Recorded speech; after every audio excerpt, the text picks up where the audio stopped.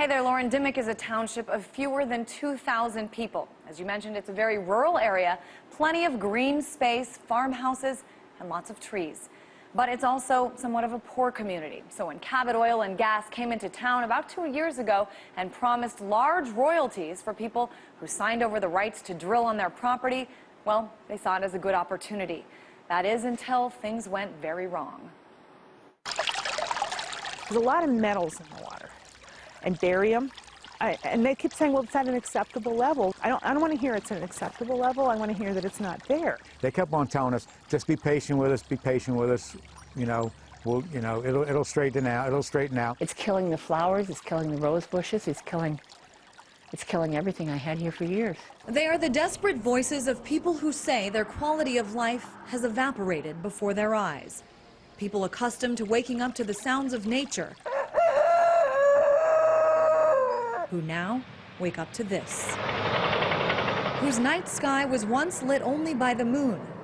Now they see this. And people used to clean drinking water, who now instead get this. They are the people of Carter Road.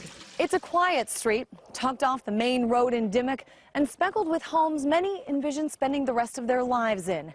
Now most here say they want to move far away, but have about a 0% chance of being able to sell their home or their property. I'm paying a mortgage on a house that's completely worthless. Julie and Craig Sautner planned on retiring here.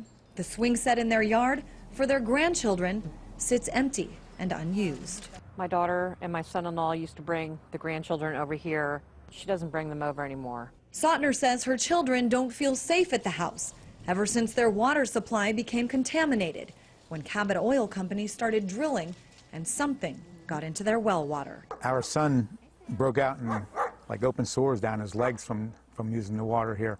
Our daughter had big sores of eczema. Is that what it's called? And their house itself? Well, you can call it Extreme Makeover Cabot Edition. 2 pumps, a carbon filter right here, another filter, a gas separator right here. They put an air pump on here. In the front yard, a new tower to vent the methane so it doesn't collect inside the house and explode.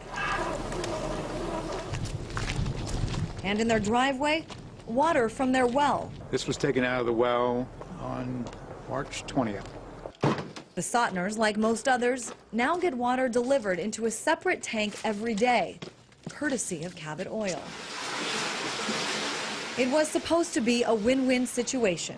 The people of Dimmock live above the Marcellus Shale, inside which lives an abundant source of natural gas, one of the best alternatives to oil in the country. So residents here signed leases with Cabot Oil and Gas to allow them to drill into their property and set up pads like this. In exchange, they'd get the royalties from the gas. It's retrieved from a process called hydraulic fracturing, or fracking, where a mixture of water, sand, and chemicals are pumped underground at a high pressure. It causes fissures in the shale to force the natural gas to the surface. According to the Pennsylvania Department of Environmental Protection, the Marcellus Shale is 8,000 feet below the surface, but Cabot struck gas from a shallower source called the Devonian Shale. As they went down to the Marcellus gas, they failed to isolate the shallower gas deposits. And that it was those shallower gas deposits that actually migrated from the drill site to people's property. It migrated into the water of the Fornelli family as well. My kids started getting sick early on in the drilling process, I think. I think they started throwing up and having, it's sort of like a very bad intestinal bug. Instead, it was gas in their water. She said her kids were fine at school, then would come home and get sick again.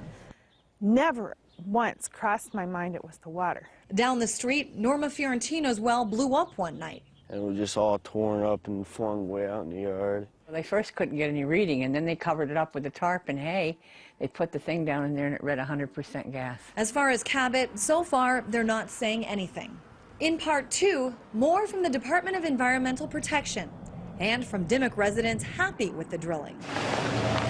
But for most of those on Carter Road, who got $25 an acre for the drilling and are hoping for royalties in the future, Quality of life is gone for us ever since all this happened. Our senators and representatives don't seem to want to do anything for us. They're all for the drilling. They're all for the almighty dollar. $25 an acre is not anything compared to what we're losing here.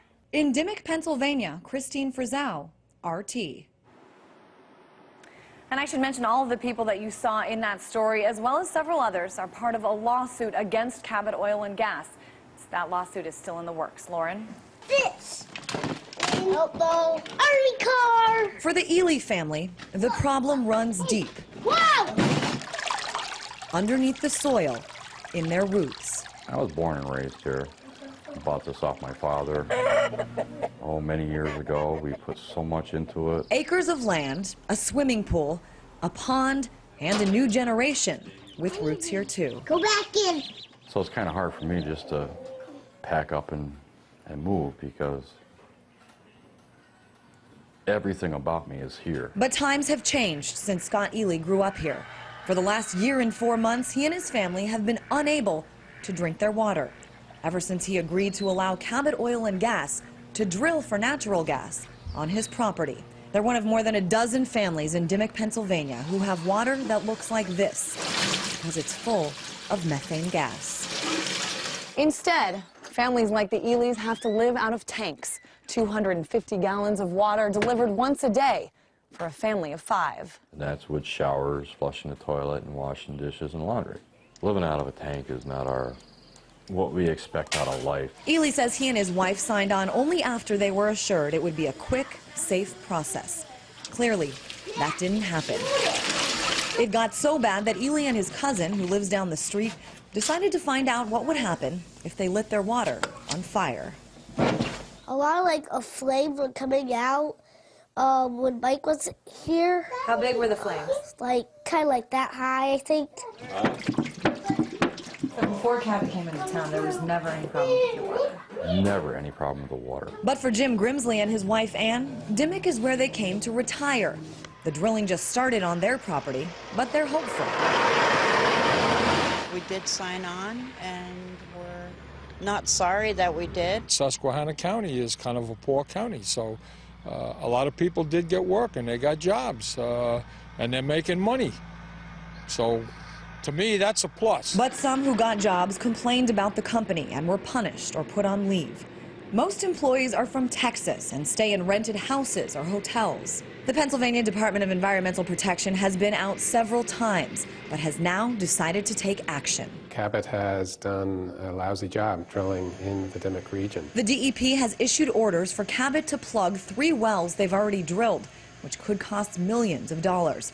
They also have 30 days to install permanent water supplies for families, including the Elys, who get water delivered. If Cabot doesn't agree to these terms and get it done, we'll be in court seeking a court order to enforce what I've just laid out. For Grimsley, what happened is probably simply a rough patch. That's like anything. I mean, I'm sure when they were digging subways in New York City 100 years ago, everybody probably hated them and said, who wants them?